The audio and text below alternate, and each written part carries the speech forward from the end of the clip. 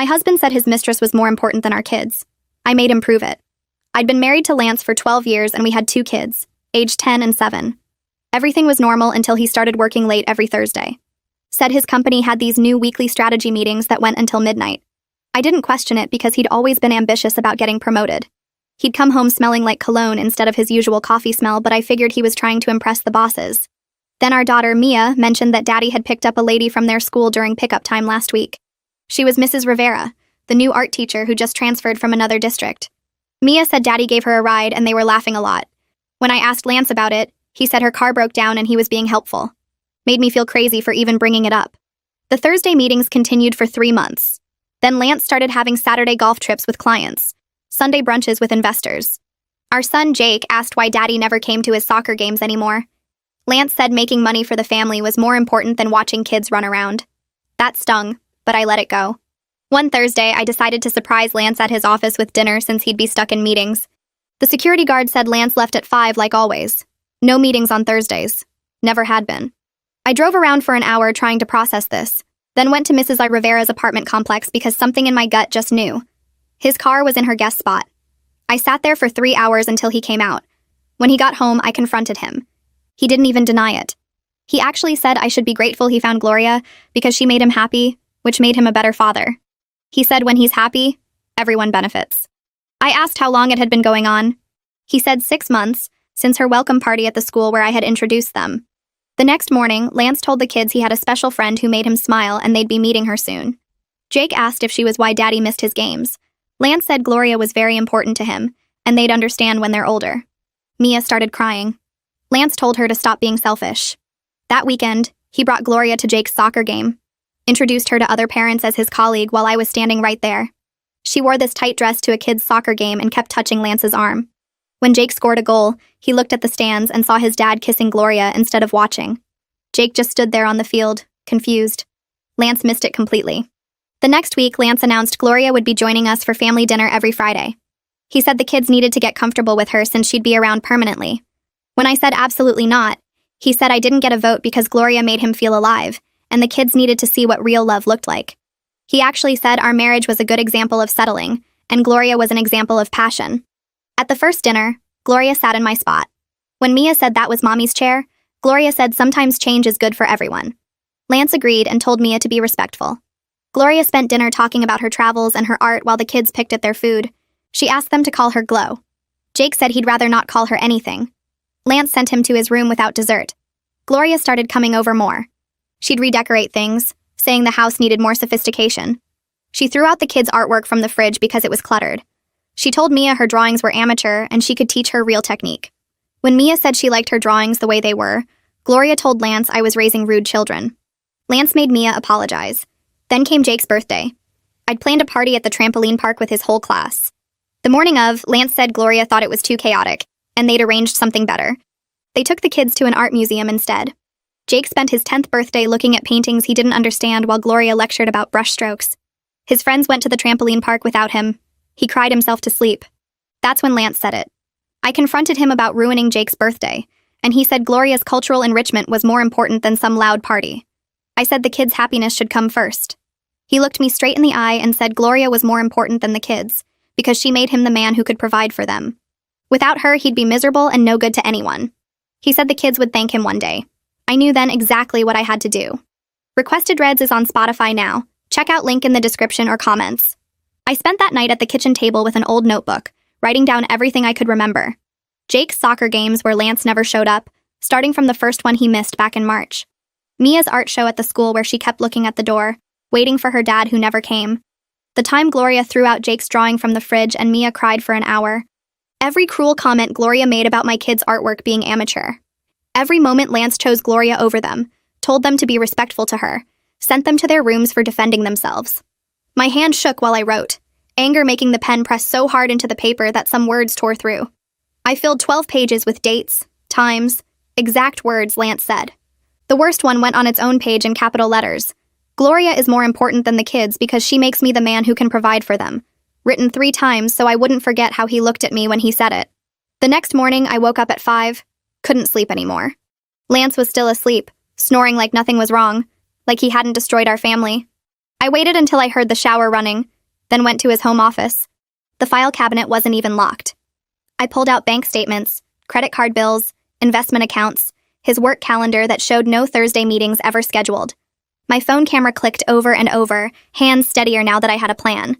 I photographed everything, sent it all to a new email address I'd made on my phone at 4 a.m. Evidence he couldn't delete, couldn't explain away, couldn't make me feel crazy about. The work schedule was the best part, printed from his company portal with the official logo, showing he left at 5 every Thursday for the past 6 months. No meetings, just lies. At 6, I called Gwyneth, my best friend since college.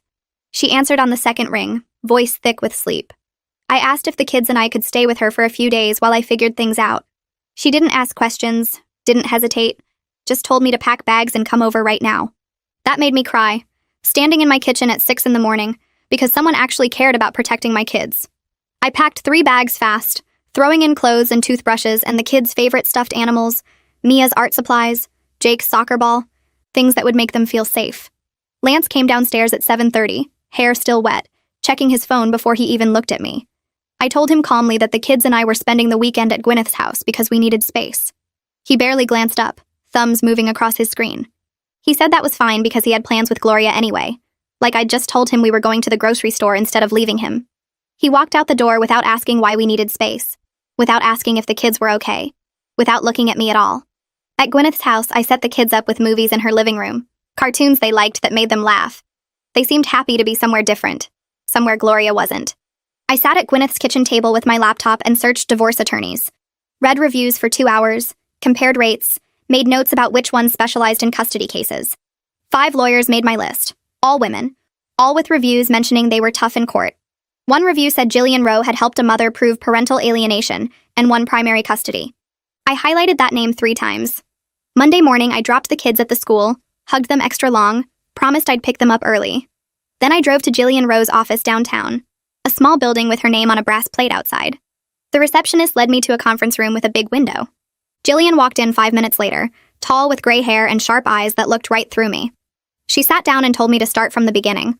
I talked for 40 minutes straight, telling her everything while she took notes in neat handwriting. When I finished, she put her pen down, looked me straight in the eye and said, "We can protect your children." Those exact words. I almost cried again. Jillian explained that Lance's own words about Gloria being more important than his kids would destroy him in custody court. She said judges hate parents who put their affairs above their children, especially when there's proof of the mistress being cruel to the kids. She told me we needed to be smart and careful, gathering more evidence while acting like I was trying to work things out. Judges like parents who try to fix their marriages, she said, even when the marriage is obviously over. We had to play the game right.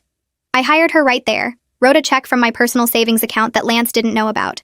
Money I'd been saving from my part-time job at the library, just a few $100s a month for years. We made a plan together at that conference table. Document everything that happened from now on. Get the kids into therapy so a professional could see the damage and write reports for court. Wait for Lance to keep choosing Gloria over the kids, because he would. Jillian said that last part with complete certainty, like she'd seen 100 men just like Lance. She probably had. That afternoon, I picked up the kids from the school at 2 instead of 3, told them we were getting ice cream. We sat at a table outside the ice cream shop, them with chocolate cones, me with nothing because my stomach was too tight. I explained gently that Mommy and Daddy were having big problems, and we might not all live together soon. Mia asked if it was because of Gloria. I said yes. She looked relieved instead of sad, her whole face relaxing like I'd told her good news. That broke my heart worse than anything Lance had done, seeing my 10-year-old daughter relieved that her family was ending. Jake asked if he'd still have to see Gloria if we didn't live with Daddy anymore. His voice was small and scared, ice cream dripping down his hand. I promised him I would do everything in my power to protect both of them from her. He put his cone down and hugged me so tight I could barely breathe, his small arms around my neck, holding on like I might disappear. I hugged him back and realized my kids had been waiting for me to do something, to protect them, to choose them over keeping the peace. They'd been waiting for months while I tried to make it work, and I'd let them down by waiting so long. I went online that night after the ice cream, after the kids were finally asleep, and searched for family therapists who worked with children going through divorce. I needed someone who understood what my kids were dealing with, someone who could help them and also document what was happening for court. I read through websites for over an hour, looking at credentials and reviews, trying to find the right person. One name kept coming up in positive reviews: Curtis Walker, a therapist who specialized in helping kids process parental affairs and family breakdown. The reviews said he was gentle with children but thorough in his documentation, which was exactly what I needed. I called his office first thing the next morning, before the kids woke up and got his receptionist. I explained that I had 2 children, 10 and 7, who were dealing with their father's affair and the mistress being cruel to them. I told her I needed someone who could help the kids, but also provide documentation for custody proceedings. She was quiet for a moment, then said Curtis had openings later that week and would be happy to help. She scheduled Mia for Wednesday afternoon and Jake for Thursday, back-to-back appointments so I wouldn't have to make multiple trips. I thanked her and hung up, feeling like I'd taken another step toward protecting my kids. That same morning, Jillian called me. She said staying at my friend's house looked like I was abandoning the marital home, which could hurt my custody case. Judges didn't like it when one parent left the house with the kids because it looked like you were trying to keep them from the other parent, even if that parent didn't care. She told me to move back home immediately and document everything that happened there instead. I didn't want to go back, didn't want to see Lance or have the kids around Gloria again, but I understood the strategy. We packed up our things at Gwyneth's house that afternoon and I drove us home. Lance's car was in the driveway when we pulled up, which surprised me because it was only 3 in the afternoon on a Tuesday. I got the kids inside and started unpacking our bags while they went to their rooms. Lance came downstairs around 5, glanced at us like he'd barely noticed we'd been gone and went to the kitchen to make coffee. He didn't ask where we'd been or if the kids were okay. He just made his coffee and went back upstairs to his office. That night, around 6, the doorbell rang. I answered it and Gloria walked in without waiting for an invitation, carrying a bag of takeout food. Lance came down and kissed her right in front of me and the kids, then announced they'd brought dinner for everyone. I pulled out my phone and took time-stamped photos of her in our house, of Lance kissing her in our entryway, of the 2 of them setting up dinner like they owned the place. I made sure the timestamps were clear and sent them to Jillian immediately. Dinner was worse than I expected. Gloria sat at the table and immediately started watching how Mia ate, making little faces every time my daughter took a bite. Halfway through the meal, Gloria put down her fork and looked at Mia with this fake concerned expression. She said Mia needed to work on her table manners, that the way she held her fork was wrong and she chewed too loudly. She actually said my 10-year-old daughter needed etiquette lessons, like Mia was some kind of project that needed fixing. Lance jumped in immediately, agreeing with everything Gloria said, nodding along like she was making perfect sense. He told Mia that Gloria was just trying to help her become more sophisticated, that she should be grateful for the attention. I watched my daughter's face crumble, saw her eyes fill with tears that she was trying so hard not to let fall. Mia put her fork down and stared at her plate, not eating anymore, just sitting there trying not to cry. I smiled politely at Gloria, said something neutral about how every family has different styles, and made mental notes of every single word for Jillian. I noted the time, what was said exactly, how Lance backed Gloria up without hesitation, and how Mia reacted. I would write it all down the second the kids went to bed. After dinner, I got the kids ready for bed, reading to Jake and tucking in Mia, making sure they felt safe even though I knew they didn't. Once their doors were closed and I heard their breathing settle into sleep, I went back downstairs. Lance was on the couch watching TV with Gloria curled up next to him. I stood in the doorway and told him clearly that Gloria was not welcome in our home anymore until we'd worked through our marriage problems. I kept my voice calm and reasonable, exactly like Jillian had told me to do. Lance looked at me and laughed. Actually laughed like I'd told a joke. He said there was nothing to work through because he was happy with Gloria, and I needed to accept that she was part of our lives now. He said it so casually, like he was talking about the weather, like our marriage and our kids meant nothing. Gloria smirked at me from the couch and Lance put his arm around her. I had my phone in my pocket, recording everything, the microphone pointed toward them. I let him talk, let him say everything about how Gloria made him happy, and I just needed to get over it and accept the new reality. I recorded every word, then excused myself and went upstairs to email the audio file to Jillian before I went to bed. The next day, I drove to Jillian's office with the recording on my phone. I sat in her conference room and played it for her, watching her face as she listened to Lance dismiss our marriage and tell me to accept his mistress. When it finished, Jillian smiled. Not a happy smile, but a satisfied one. She said Lance was making our case for us by being so obvious about his priorities, so blatant about choosing Gloria over everything else.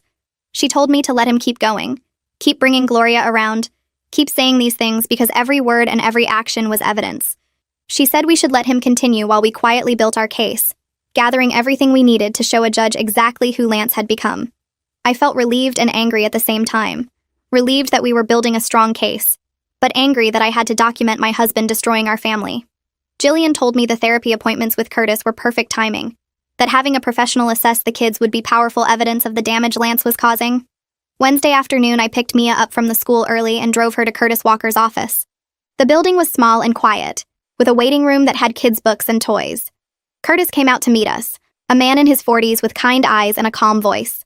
He shook Mia's hand and told her they were just going to talk and maybe draw some pictures. Nothing scary or hard. I waited in the lobby while they went into his office, checking my phone and trying not to worry. After 45 minutes, Curtis brought Mia back out. She looked tired, but okay, not upset. Curtis asked if he could speak with me privately for a moment, and I followed him back to his office while Mia waited with the receptionist. He told me the session went well, that Mia had opened up about feeling replaced by Gloria, and how her daddy didn't pay attention to her anymore.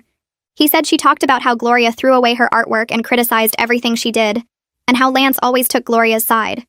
Curtis said the emotional neglect was clear and concerning, and he would be documenting everything carefully for potential court involvement. He asked me to bring Jake tomorrow and said he'd start building a complete picture of what these kids were going through. Thursday, I brought Jake to the same office. He was more nervous than Mia had been, asking me if he had to talk about Daddy and Gloria. I told him he could talk about whatever he wanted, that Curtis was there to help him feel better. Jake went into the office holding Curtis's hand, looking small and scared. This session was longer, almost an hour, and when they came out, Jake looked exhausted. Curtis asked to speak with me again, and this time his face was more serious. He said Jake's session was harder because Jake didn't have the words for his feelings yet, being only 7. But Jake had drawn a picture during their time together, and Curtis showed it to me. The drawing showed our family, but Lance and Gloria were on one side holding hands, and the 3 of us were on the other side, with a thick black line separating the 2 groups. Jake had drawn the line over and over, making it dark and heavy, creating a wall between his father and the rest of us. Curtis said the drawing spoke volumes about how Jake understood the family split, how he saw his father choosing Gloria over him and his sister and me. He said he'd keep the drawing for his files and continue documenting both children's progress and distress. I started keeping a detailed journal of every single interaction after that. When Lance missed Jake's soccer practice on Saturday because he was taking Gloria to dinner downtown, I wrote it down with the date and time. When Lance told Mia he couldn't attend her school art show because it was the same night as Gloria's gallery opening and obviously Gloria's event was more important, I documented his exact words and Mia's reaction. When Lance promised to take the kids to the park on Sunday, but spent the day with Gloria instead, leaving them sitting by the door waiting for him until I finally told them he wasn't coming, I wrote down every detail. I took photos of the kids' disappointed faces, of text messages from Lance canceling plans, of times he said he'd be home but showed up 6 hours late smelling like Gloria's perfume. I created a file on my computer with everything organized by date, every broken promise and every choice he made that hurt our children. Jillian told me this documentation would be powerful in court, showing a pattern of neglect and broken trust that no judge could ignore. 2 weeks into therapy, Curtis called me to his office without the kids. He sat me down and told me both children were showing clear signs of emotional distress directly related to their father's behavior and Gloria's presence in their lives. He said Mia was developing anxiety about going home, worried about what Gloria might criticize or throw away next. Jake was having trouble sleeping and had started acting out at the school, getting into fights with other kids when he never had before. Curtis said the damage was real and measurable, and it was getting worse the longer they stayed in that environment. He offered to write a professional assessment for custody proceedings, a detailed report about what he was seeing and how Lance's choices were harming his children. I accepted immediately, thanking him for being willing to help us. He said he'd have the assessment ready within a week, and it would clearly state that the children needed to be removed from the situation for their mental health and well-being. That weekend, Lance made his big announcement. He came home Friday night with Gloria and gathered us all in the living room like he had important news to share.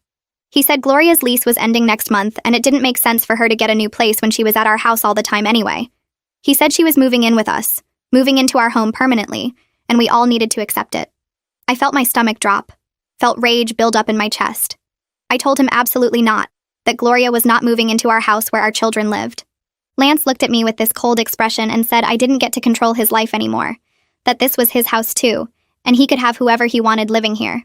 Gloria smiled at me from behind him, and I knew she'd been planning this, pushing for this, wanting to take over our home completely. I didn't argue anymore that night because I knew it wouldn't matter. Instead, I went upstairs and called Jillian, telling her what Lance had just announced. She said this was actually good for our case because it showed Lance prioritizing his mistress over his children's emotional well-being in their own home, and we should let him proceed while we prepared to file for divorce and emergency custody. I grabbed my phone and dialed Jillian's number with shaking hands. She answers on the second ring, and I tell her what Lance just announced about Gloria moving in. There's a pause. Then she says, "This is actually perfect for our case." She explains that Lance moving his mistress into the family home while the kids are living there shows he's putting his relationship before their emotional well-being. She tells me to send her an email tonight documenting my objection to Gloria moving in, making it clear I told Lance no and he's doing it anyway. Then she says we let him proceed with this terrible decision while we file for divorce and emergency custody. Her voice is calm and strategic, like she's seen this pattern 100 times before. I thank her and hang up, feeling slightly less panicked now that I have a plan. That night after Lance goes to bed, I sit both kids down at the kitchen table. Mia clutches her stuffed rabbit and Jake keeps picking at a loose thread on his shirt. I tell them Daddy has decided Gloria is going to live with us starting next month. Mia's face crumples immediately, and Jake just stares at the table. I reach across and take both their hands, telling them Mommy is going to make some changes to keep them safe and happy. Mia looks up at me with tears streaming down her face and asks if we can leave instead, if we can go somewhere without Gloria. I squeeze her hand and promise that yes, very soon, we will have our own place where it's just the three of us. Jake asks if Gloria will throw away more of our stuff, and I tell him she won't get the chance because we're leaving before she can hurt them anymore. They both hug me tight, and I feel their relief mixed with fear, knowing I need to move fast. Saturday morning, I start looking at rental houses online while Lance is at the gym with Gloria. I search for places near the kids' school so they don't have to change districts and lose their friends. Most places are too expensive or too far away, but then I find a small 3-bedroom house just 4 blocks from their school. The rent is more than I'm paying now, but I can afford it if I pick up extra shifts at work. I call the landlord and arrange to see it that afternoon. The house is older and needs some work, but it has a backyard where Jake can practice soccer and a spare room Mia can use for her art. I fill out the application right there and put down a deposit using money from my savings account. The landlord says I can move in within the month, and I feel hope for the first time in weeks. Tuesday morning, Lance leaves for work early, and 3 hours later, Gloria shows up with suitcases and boxes. She doesn't knock, just uses the key Lance gave her and walks in like she owns the place. I watch from the kitchen as she takes over the guest room, hanging her clothes in the closet and putting her toiletries in the bathroom. Then she starts rearranging the living room furniture without asking anyone. She moves the couch to a different wall and shifts the coffee table to the center. She takes down the kids' artwork that was displayed on the walls, the drawings and paintings they were so proud of, and tosses them in a trash bag. In their place, she hangs her own pieces, abstract paintings with harsh colors that feel cold and unwelcoming. When Mia comes home from the school and sees her butterfly painting in the trash, she starts crying. Gloria tells her the house needs to look more mature now that she lives here, that children's artwork is fine for the refrigerator but not for display. I pull the drawings out of the trash after Gloria goes upstairs and hide them in my closet. Thursday afternoon, Jake comes home from the school with red eyes and tear tracks on his face. I ask what's wrong, and he tells me some kids were teasing him about his dad having a girlfriend. Apparently, their parents had been talking about seeing Lance and Gloria around town together, holding hands at restaurants and kissing in parking lots. The other kids called Jake's family weird and asked if his mom knew his dad had a new wife. Jake says he tried to ignore them, but they wouldn't stop, and he ended up pushing one of the boys during recess. I hug him close while he cries into my shoulder. When Lance gets home, I tell him what happened, and he barely looks up from his phone. He says kids are mean sometimes, and Jake needs to toughen up, that he can't let other people's opinions bother him. Jake starts crying harder and runs to his room. Lance shrugs and goes to find Gloria. I sit at my laptop that night and type out every detail of what happened to Jake. I write down the names of the kids who teased him, what they said, how Lance dismissed his pain. I describe Jake's tears and his fear of going back to the school. I email it all to Jillian with the subject line, reputational harm to children. She responds within an hour saying this is exactly what we need. Proof that Lance's public affair is damaging the kids' social lives and emotional health. She says she's ready to file divorce papers whenever I give the word. I tell her I need 1 more week to get the rental house ready, to move some things over gradually so Lance doesn't notice. She agrees and says to keep documenting everything until then.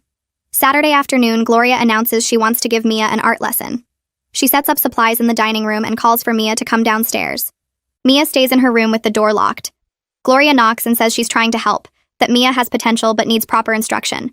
Mia yells through the door that she doesn't want Gloria to teach her anything. Gloria's face turns red and she storms off to find Lance. 20 minutes later, Lance comes upstairs and tells Mia she's being disrespectful to someone who's trying to help her improve.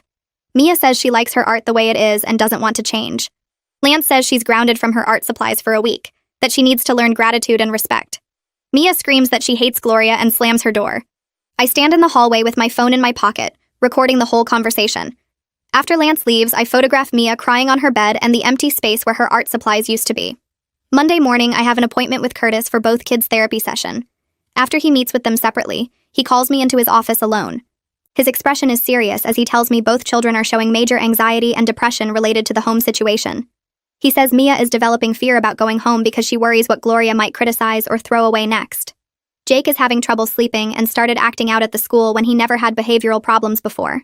Curtis says the damage is real and getting worse the longer they stay in that environment. He offers to write a professional assessment for custody proceedings, a detailed report about what he's seeing, and how Lance's choices are harming his children. I accept immediately, and he says he'll have it ready within a week. He also says he's willing to testify in court if needed about the psychological harm they're experiencing. I start picking up every extra shift I can get at work, covering for other people and staying late whenever possible. At night after Lance falls asleep, Gwyneth comes over and helps me pack boxes. We work quietly, filling boxes with clothes and toys and kitchen items Lance won't notice missing. I take them to the rental house in small loads, setting up the kids' rooms first so they'll have familiar things waiting for them. Gwyneth keeps telling me how proud she is that I'm protecting my kids, that I'm doing the right thing even though it's scary. She helps me move my clothes and books, picture frames and dishes, all the personal items that make a house feel like home. Lance never notices the gradual emptying of our shared space because he's too busy with Gloria. Friday night, Gloria hosts a dinner party at our house for her art teacher friends. She sends out invitations and plans the menu without asking me. 6 people show up carrying wine bottles and acting like this is Gloria's home. She introduces Lance as her partner while I'm standing right there in my own kitchen. The guests look uncomfortable, glancing between Gloria and me with confused expressions. One woman asks how long Lance and I have been separated, and Gloria laughs, saying they're working on that part. I smile politely and serve appetizers, making mental notes about how Gloria is already acting like a wife in front of witnesses. I take photos of the party, of Gloria playing hostess in my home, of Lance with his arm around her while she shows off her artwork on my walls. Everything goes into the file for Jillian. One of Gloria's art teacher friends finds me in the kitchen while I'm refilling wine glasses.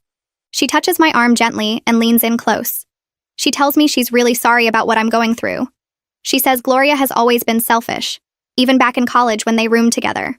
She mentions that Gloria went after her boyfriend once and didn't even feel bad about it afterward.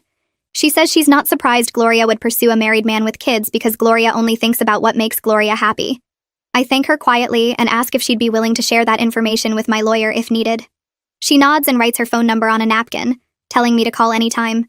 She says someone needs to stand up for those kids because they deserve better. I fold the napkin carefully and put it in my pocket, adding it to my mental list of evidence for Jillian. 3 days later, I'm at home when Jake's soccer coach calls my cell phone. His voice sounds worried as he asks if I can come to the field right away. I drive there in 10 minutes, my stomach tight with fear about what happened. When I arrive, Jake is sitting on the bench with tears running down his face while the other kids practice drills. The coach pulls me aside and explains what happened. Jake saw his dad's car pull into the parking lot during warm-ups and got so excited he ran toward it. But Lance was just dropping Gloria off at the gym next door and didn't even look at the field. Jake stood there watching his dad drive away without acknowledging him. Then Jake broke down crying right there on the field and couldn't stop. The coach had to pull him out of practice because he was too upset to play. I sit next to Jake on the bench and put my arm around him. He buries his face in my shoulder and sobs. I explain to the coach quietly that we're going through a difficult divorce, and his father has been prioritizing other things over the kids. The coach nods with understanding and concern in his eyes. The coach walks with us to my car after Jake calms down enough to leave. He mentions that he's noticed big changes in Jake over the past few months. He says Jake used to be one of the most excited kids on the team, always first to practice and giving maximum effort. Now Jake barely participates and seems sad most of the time. He says Jake's performance has dropped significantly, and his enthusiasm for soccer has basically disappeared. The coach asks carefully if there's anything he can do to help. I tell him honestly that I'm building a custody case, and any documentation of how Lance's behavior has affected Jake would be helpful. The coach says he'll write a detailed statement about the changes he's observed in Jake's behavior and attitude. He mentions specific examples of Jake's declining performance and emotional state during practices and games. He says he'll email it to me by tomorrow because kids shouldn't have to go through this kind of pain. I thank him with tears in my eyes and drive Jake home. The next morning, I call Jillian's office and schedule an appointment for that afternoon. I spend 2 hours organizing everything into folders. Curtis's psychological assessments of both kids with detailed notes about their anxiety and depression. The coach's statement about Jake's declining performance and emotional breakdown. My documentation of every incident, every missed game, every cruel comment Gloria made. The recording of Lance saying Gloria is more important than the kids. Photos of Gloria throwing out the kids' artwork and taking over our home. Screenshots of texts and emails. The contact information for Gloria's friend who witnessed her selfish behavior for years. I put everything in a large envelope and drive to Jillian's office. She greets me in the conference room and I spread everything across the table. She picks up each piece of evidence carefully, reading through Curtis's assessments first. Her expression gets more serious as she reviews the coach's statement and listens to the recording. She looks at the photos of the kids' artwork in the trash and Gloria's dinner party at our house. She reads through my detailed timeline of events with dates and times. When she finishes reviewing everything, she sits back in her chair. Jillian tells me we have a really strong case for primary custody with limited visitation for Lance. She says the combination of professional assessments, witness statements, recorded admissions, and documented patterns of neglect creates a picture that family court judges take very seriously. She explains that Lance prioritizing his mistress over his children's emotional well-being, combined with Gloria's cruelty toward them, gives us solid grounds for requesting supervised visitation only. She says we can also request a restraining order keeping Gloria away from the children during any visitation time Lance does get. She starts drafting divorce papers right there while I wait, typing quickly on her laptop. She includes requests for full physical custody, child support based on Lance's real income, and specific provisions protecting the kids from Gloria's influence. She prints everything out and shows me each section, explaining what it means and why it matters. She says she'll file the papers this week and have Lance served. She tells me to prepare for him to react badly, but to stay calm and document everything he does. She reminds me that his behavior will only help our case. Friday morning arrives and Lance leaves for work at his usual time. I wait until his car disappears down the street before I start moving. I take the kids to the school like normal, hugging them both extra tight before they go inside. Then I drive back home and load the last boxes into my car. Gwyneth meets me at the house with her truck, and we work quickly, carrying out the remaining furniture and belongings. We take the kids' beds, their dressers, the kitchen table Lance never noticed was mine before we got married. We pack up all the personal items, family photos, anything that makes this house feel like ours. The rental house already has most of our stuff from the gradual moves over the past weeks. This is just the final load, the last pieces of our life here. I leave the divorce papers on the kitchen counter where Lance will see them immediately when he comes home. I write a short note on top that says we're done, and he can contact me only through Jillian. I take my phone to the carrier store and get a new number, giving the new contact information only to Jillian, the school, and a few trusted friends. I block Lance's number on my old phone before I cancel the service. Then I drive to the rental house and start unpacking. Jillian calls me less than an hour after Lance would have gotten home. She sounds calm, but I can hear the satisfaction in her voice. She says Lance called her office furious and yelling, demanding to know where his kids are. He apparently threatened to call the police and report me for kidnapping. Jillian told him calmly that his children are safe with their mother, who actually prioritizes their well-being over her romantic relationship. She informed him that he'll be served with official divorce papers and he can respond through his own attorney. She said he needs to communicate only through legal channels from now on. She tells me he hung up on her after shouting that I'll regret this. She says his reaction is perfect for our case because it shows his focus is on control and anger, not concern for his children. She reminds me not to respond to any attempts he makes to contact me directly. She says everything goes through her office now. I leave early to pick up the kids from the school, wanting to be there the moment they come out. When they see me waiting by the car, they run over with their backpacks bouncing. I drive them to our new house, taking the long way so they can see it's still in their same neighborhood near their school and friends.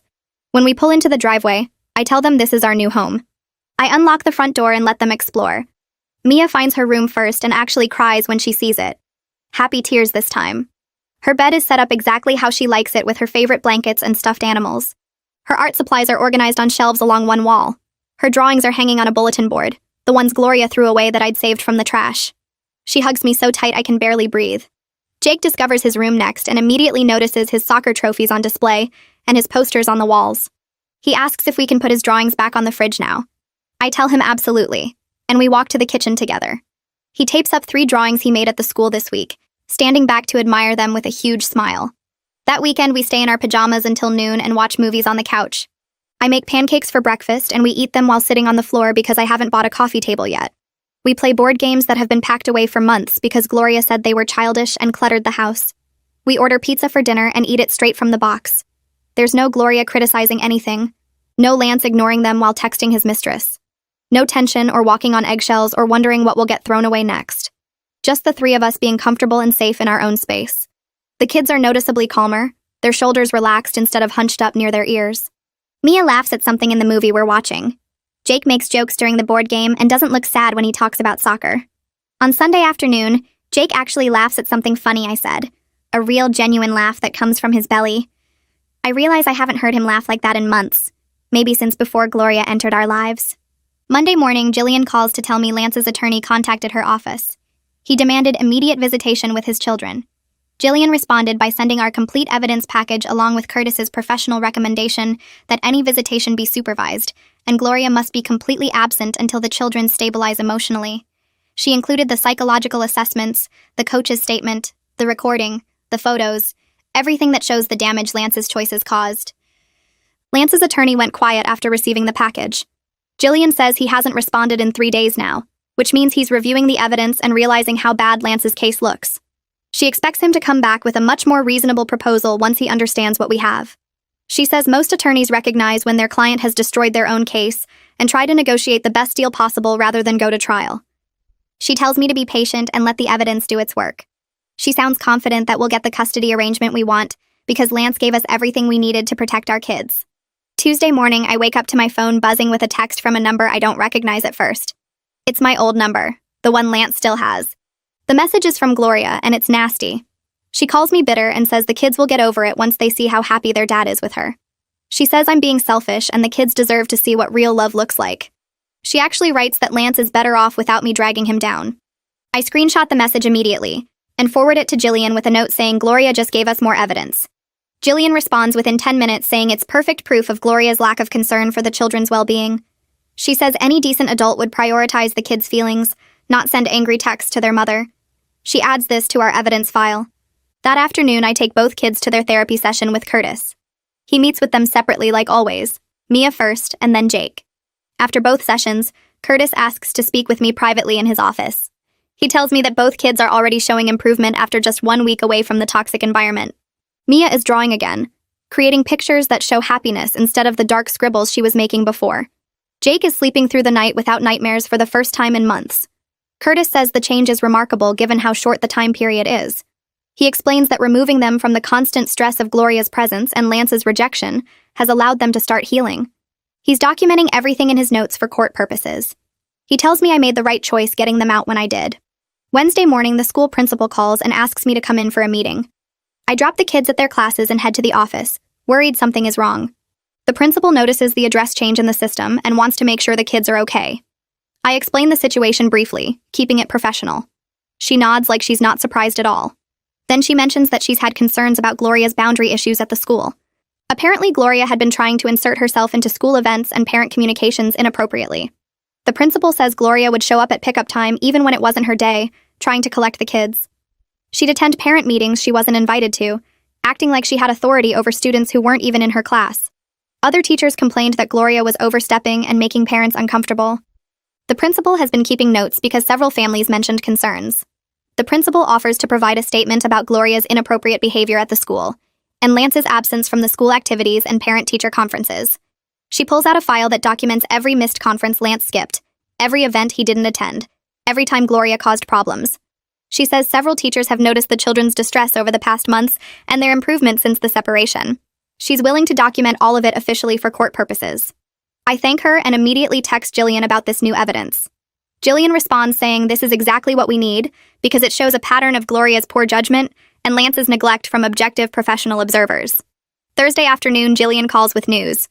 Lance finally agreed to supervised visitation at a neutral location without Gloria present.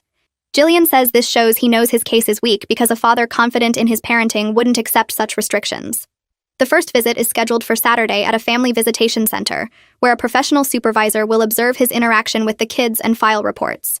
Jillian explains that these supervisors are trained to watch for concerning behaviors, and their reports carry weight in court. She tells me to prepare the kids but not to pressure them either way. If they don't want to go, that's their choice, and the supervisor will document their reluctance. Friday evening, I sit down with both kids after dinner to prepare them for seeing their dad. I explain that it will be just him without Gloria and they can leave if they feel uncomfortable. The supervisor is there to make sure everyone is safe and respected. Mia looks at her hands for a long time before saying she wants to go because she misses her dad even though he hurt her. My heart breaks hearing her say that, but I tell her it's okay to miss him, and it shows she has a good heart. Jake says he'll go if Mia goes because he doesn't want her to be alone with Dad. I tell them both how proud I am of their bravery and resilience. Saturday morning, I drive the kids to the visitation center, a plain building with a waiting room and several observation rooms. The supervisor greets us and explains the process to the kids in a kind voice. She takes them to the visitation room while I wait outside. 2 hours later, the supervisor brings them back out early. The kids look disappointed and tired. The supervisor asks to speak with me privately and hands me a copy of her report. According to the report, Lance spent most of the time on his phone texting someone, presumably Gloria. When Jake tried to tell him about making the select soccer team, Lance interrupted to complain about the divorce and blame me for everything. He told the kids I was being unreasonable and keeping them from him on purpose. He said Gloria missed them and couldn't wait to see them again. The kids asked to leave after 30 minutes of the scheduled 2 hours. The supervisor noted that Lance showed no awareness of his children's emotional needs and seemed more focused on his own grievances. Monday morning, Jillian calls after receiving the supervisor's report. She's using it to argue for reduced visitation frequency until Lance can demonstrate appropriate parenting behavior. She filed a motion this morning requesting that visits be reduced to once monthly, instead of twice monthly, until Lance completes parenting classes and shows improvement. Lance's attorney pushed back but weakly, clearly aware that their client is sabotaging his own case with his behavior. Jillian sounds confident that the judge will agree with our position given the documented pattern of Lance's poor parenting and self-centered focus. Tuesday afternoon, Gwyneth calls me sounding excited. She heard through mutual friends that Lance's relationship with Gloria is already showing strain. Apparently, Gloria is upset that he has kids and custody issues cramping their lifestyle. She's been complaining to her friends that she didn't sign up for this drama, and Lance comes with too much baggage. The friend says Gloria seems ready to move on to someone less complicated, someone without children and an ex-wife. Gwyneth thinks Gloria might leave Lance soon, which would be poetic justice after everything he sacrificed for her.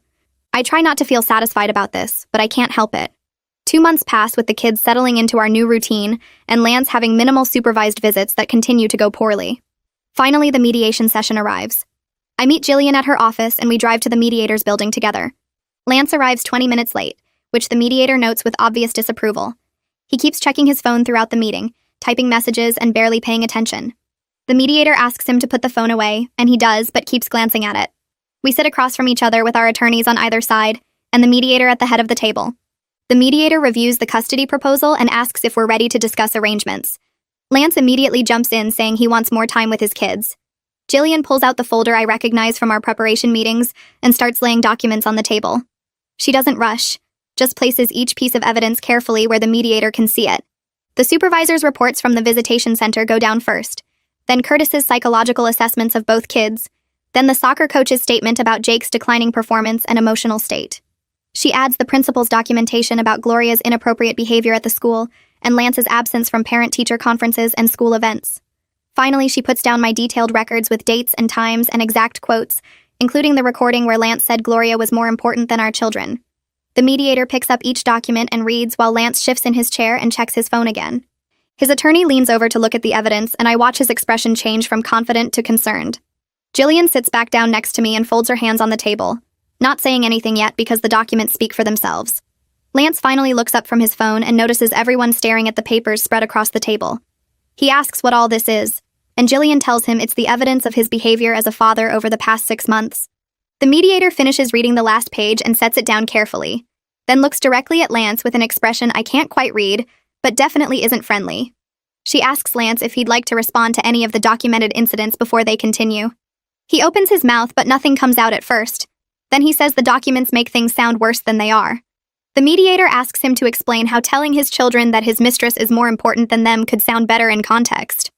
Lance's face goes red and he says that's not what he meant, that I must have recorded him wrong or taken it out of context.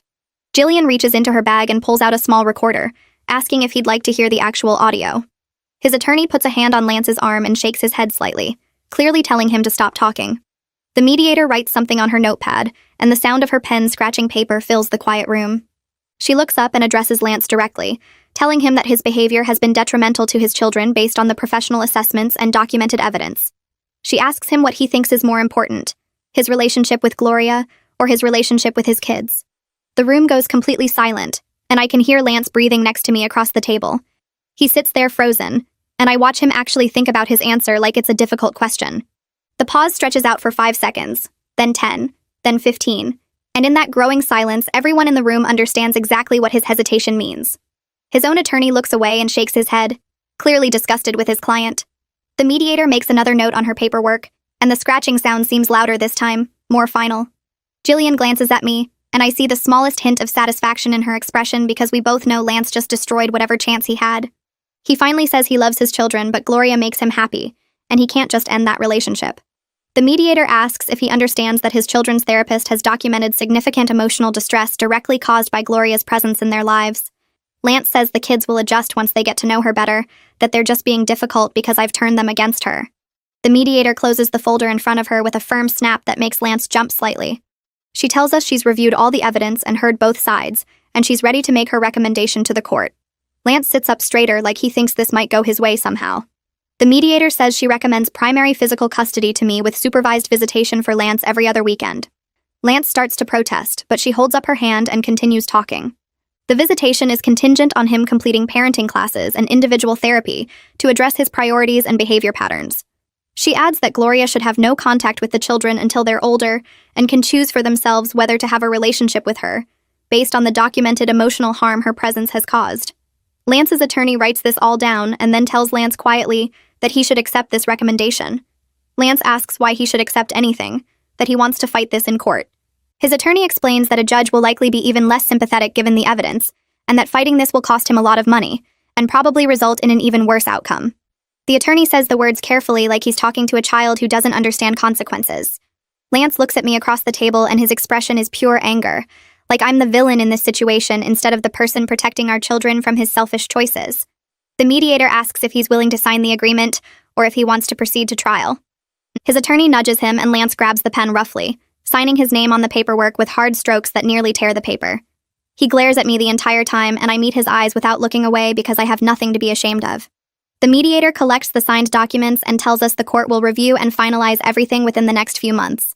We all stand up and Lance storms out without saying anything to anyone. His attorney apologizes to the mediator and to Jillian before following his client out. Jillian packs up her documents and tells me this went exactly as well as we hoped. I feel relief wash over me but also exhaustion from holding myself together through the whole meeting.